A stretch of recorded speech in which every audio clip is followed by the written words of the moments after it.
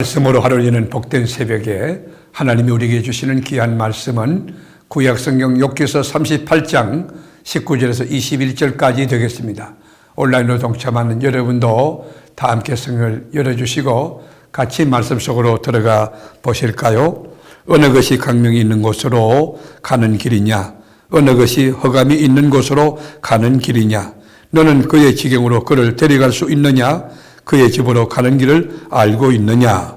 네가 아마도 알리라. 내가 그때에 태어났으리니 너의 횟수가 많음이니라. 아멘. 성경을 읽어보면 하나님의 주권과 하나님의 섭리, 하나님의 통치와 하나님의 뜻을 설명하고 있는데, 그 하나님의 뜻은 이스라엘과 그 주변에 있는 나라의 흥망성쇠를 통해서 설명을 하고 있습니다.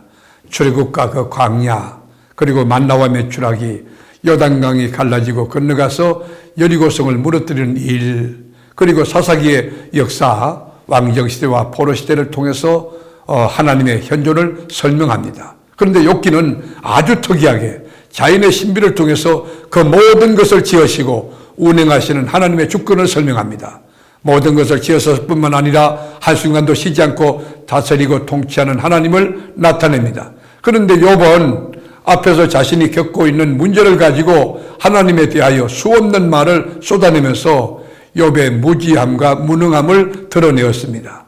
하나님의 보좌가 어디 있는지도 모르고 동네 입구에 있는 재판정으로 알고 있는 욥에게 영원전부터 스스로 계시고 모든 것을 잊게 하시고 모든 것을 보존케 하시는 하나님이심을 나타내고 계신 것입니다.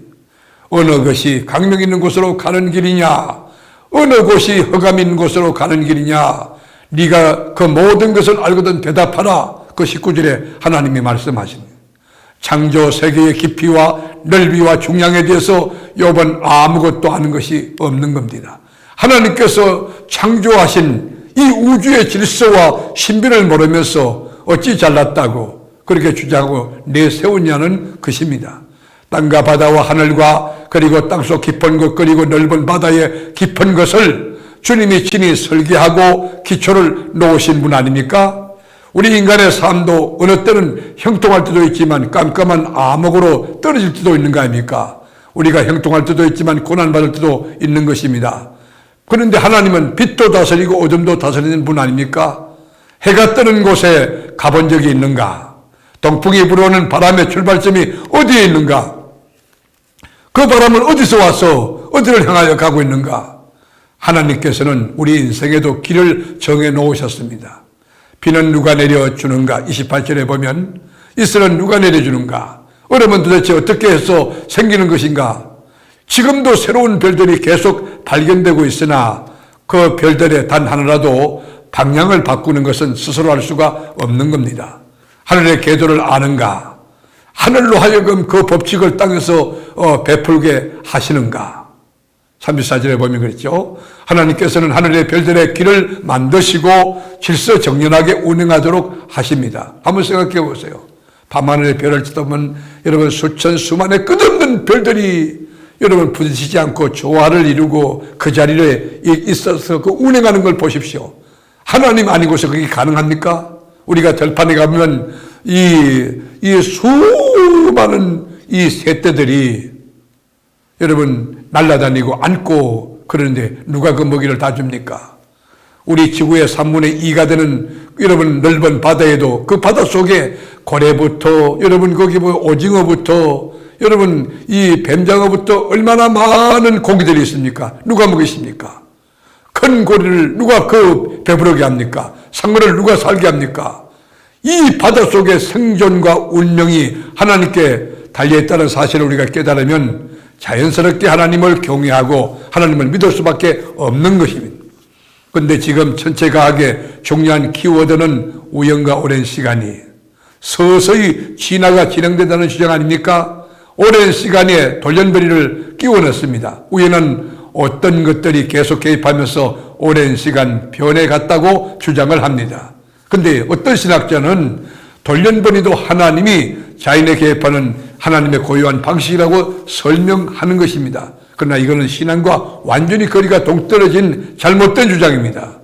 지금 우리는 21세기에 자연과학의 도전 앞에 기독교는 신학적인 바른 체계를 세우고 그 여러분 대답할 것을 준비하는 응전태세를 갖춰야 합니다.